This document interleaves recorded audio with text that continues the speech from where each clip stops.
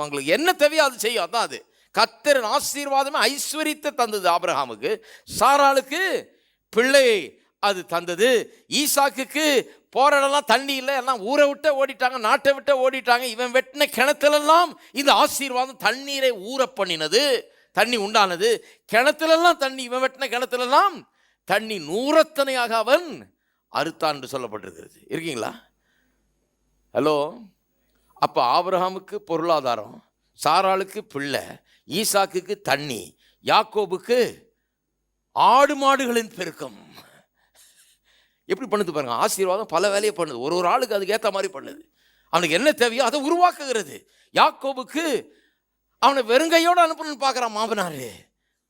பொல்லாத மாமனார் பாருங்க. இவன் ஒரு பெரிய பொல்லாத தந்திரக்காரன், இவனை விட தந்திரக்காரன் உலகத்தில் இருக்கிறான். அவன் சந்திக்க வச்சாரு கடவுள். அவன் அதை அனுபவிக்கிறான். நம்மளை விட கில்லடிகள்லாம் இருக்கிறாங்க உலகத்தில். இந்த மாமனார்கிட்ட போய் மாட்டினான். அப்புறம் கர்த்தரை நம்புகிறான். அவன் நினச்சிட்டான் நம்ம தந்திரமெல்லாம் ஆசீர்வாதத்தை தர்றதில்லை, முடிவுக்கு வந்துட்டான். அதனால தான் போகிற வழியிலேயே அவன் ஒன்று சொல்லிட்டான், ஆண்டவரே நீர் கொடுக்குற எல்லாவற்றிலும் நான் உமக்கு தசம பாகத்தை தருகிறேன். அந்த கான்ட்ராக்ட் ஆண்டவர்கிட்ட ஏற்படுத்திட்டான். ஏன்னு சொன்னால் அங்கேருந்து ஆசீர்வாதம் வருது. என் தந்திரம் இல்லை, என் வேர்வை இல்லை, என் உழைப்பு இல்லை, என்னுடைய இது இல்லை, நான் மாடாக உழைச்சி ஓடா தேர்றதுனால நான் நாளைக்கு நல்லா இருக்க போகிறதில்லை. கர்த்தருடைய ஆசீர்வாதம், கர்த்தருடைய வாழ்நாளில் நான் அங்கீகரிக்க வேண்டும் என்று முடிவு பண்ணிட்டான் பாருங்க.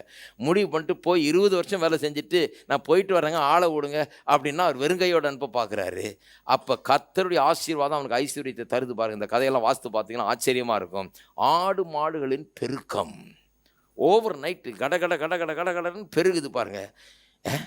மொத்தம் 20 வருஷத்தில் சம்பாதிக்கிறதெல்லாம் இப்போ சம்பாதிச்சிட்றான். கட கட கட கட கடன்னு ஏராளமான பெருக்கம். வரும்போது மூட்டை கட்டிட்டு வர முடியல, ரெண்டு பார்ட்டியாக பிரிக்கிறான் பாருங்க. அந்த அளவுக்கு பெருகுது செல்வம் அவனுக்கு. பெருக்கம், எல்லாம் சொல்லுங்க பெருக்கம். அவனுக்கு பெருக்கத்தை உண்டாக்கி தருகிறது யாக்கோபுக்கு. யோசேப்பை பார்த்தீங்கன்னு சொன்னால் அதை விட பெரிய கதை அது. அவனுக்கு யோசேப்பு, அவனை போய் குழியில் போடுறாங்க, குழியிலேருந்து இந்த ஆசீர்வாதம் அவனை மேலே கொண்டு வருது. அவனை கைதியாக்கி, அவனை ஒரு அடிமையாக்கி கொண்டு போய் போத்திபார் வீட்டில் வேலைக்கு வைக்கிறாங்க.